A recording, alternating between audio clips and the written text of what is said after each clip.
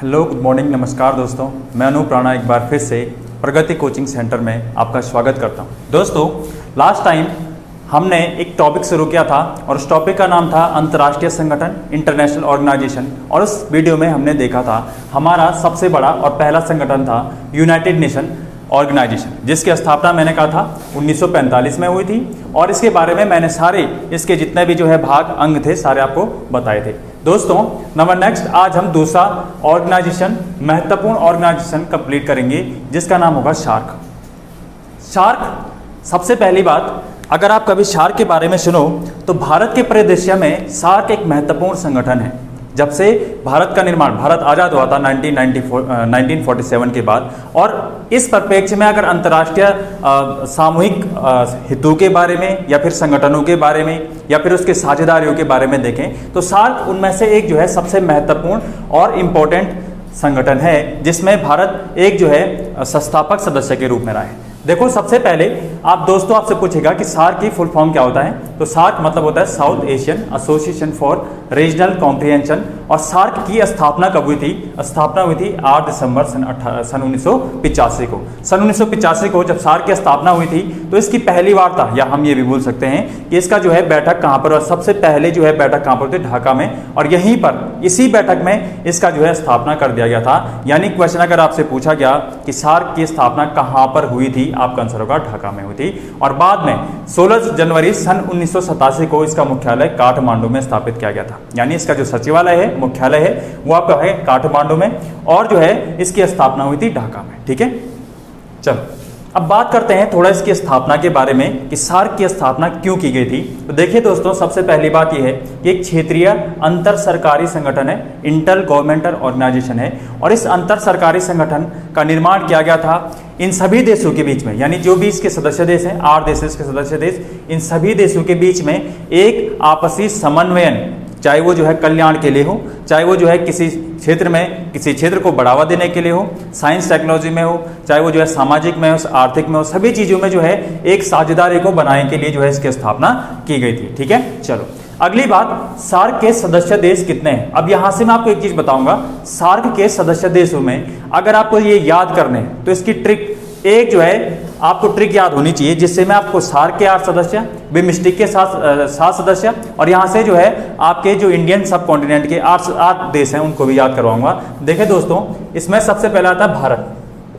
Indian सब continent में आता है पहले भारत, उसका बगल में है पाकिस्तान आपने सुना होगा। उसके बाद नंबर 3 है ऊपर से अफगानिस्तान को सब कॉन्टिनेंट में नहीं गिना जाता है, वो थोड़ा ऊपर की तरफ है। या हम यहाँ पर जोड़ सकते हैं आपका नेपाल। चौथा हो गया आपका भूटान, 5वां हो गया आपका बांग्लादेश, 6वां हो गया आपका श्रीलंका,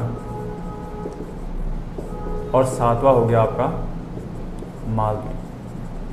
तो ये 7 देश हैं, इंडियन सब कॉन्टिनेंट, भारतीय उपमहाद्वीप के 7 देश हैं।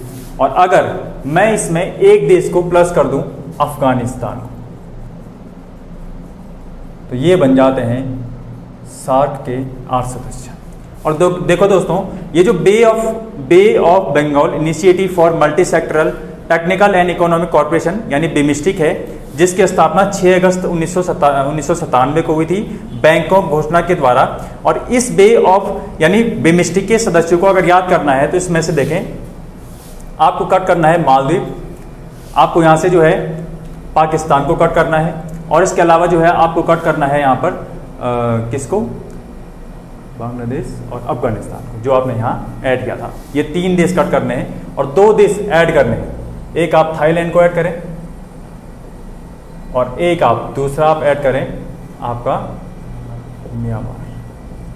तो ये बन जाते हैं, देखो 1 2 3 4 5 6 और 7 सदस्य बिमस्टिक के। तो 3 ऑर्गेनाइजेशन आपके एक ही ट्रिक में कंप्लीट। अगर आपको इंडियन सब कॉन्टिनेंट के 7 देश याद है तो आपको शार्क के 8 देश भी याद हो जाएंगे, और आपके बिमस्टिक के आपके 7 देश भी याद हो जाएंगे। बस थोड़ा सा आपको 1-2 देश उसमें फेरबदल करने होते हैं। ठीक है, चलिए अब बात करते हैं सार्क के पर्यवेक्षक राष्ट्रों की।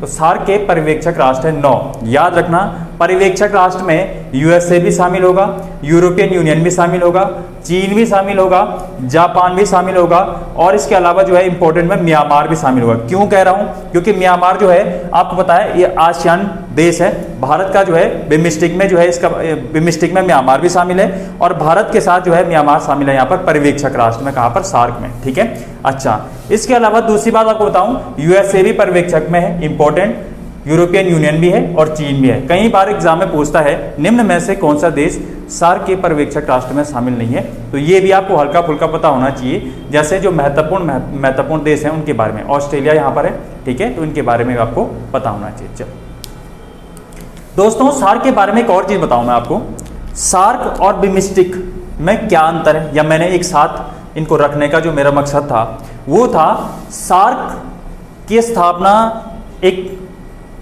लोक कल्याण या फिर एक साझेदारी के लिए किया गया था इन आठ देशों में, और बाद में क्या हुआ कि भारत का इस सार्क में एक प्रतिद्वंदी नहीं कहें तो ये भी कह सकते हैं कि भाई हमारा एक बगल पड़ोसी है पाकिस्तान इसमें शामिल है, जिसके साथ भारत एक साझेदारी करने से हमेशा हिचकिचाता रहा है, या फिर हम चाहते हैं कि पाकिस्तान हमारे जो है आंतरिक मामलों में या हमारे साथ एक अच्छा दोस्त ना बनकर रहे, क्योंकि चीन और पाकिस्तान हमें काउंटर अटैक करते हैं। इसीलिए हमने यानी भारत ने अब सार्क के स्थान पर बिम्स्टेक को अपना अल्टरनेट चुना है। यानी भारत जो है सार्क में उन सभी साझेदारियों को उतने अच्छे ढंग से नहीं निभाता है या उनको करने से मना करता है जितना बिम्स्टेक में करता है। और बिम्स्टेक इसलिए क्योंकि बिम्स्टेक जो है, बिम्स्टेक में जो देश आप देख रहे हैं, यहाँ देखें म्यांमार और थाईलैंड है, ये दोनों आसियान कंट्रीज हैं। तो ये कहा जाता है कि जो सार्क यानी जो सार्क और जो आसियान है उन दोनों के मध्य में एक सेतु है, कौन सा? बिम्स्टेक। ठीक है, तो ये जो है आपको याद रखना है। दूसरी बात ये भी है, जहां सार्क में म्यांमार हमारा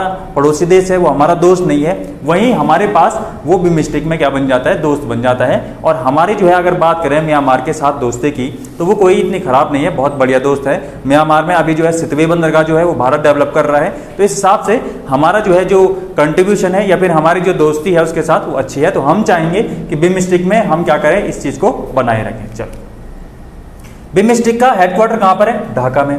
और कभी कभी पूछा जाता है कि सार्क के कुछ क्षेत्रीय संगठन हैं, जैसे आपदा प्रबंधन केंद्र सार्क का है कहां पर? दिल्ली में। Important question. अगला देखो, टीवी एंड एड्स केंद्र ये काठमांडू में है। सांस्कृतिक केंद्र, सार्क सांस्कृतिक केंद्र कहां पर है? कोलंबो श्रीलंका में है। सार्क एनर्जी यानी ऊर्जा केंद्र कहां पर है? इस्लामाबाद में है।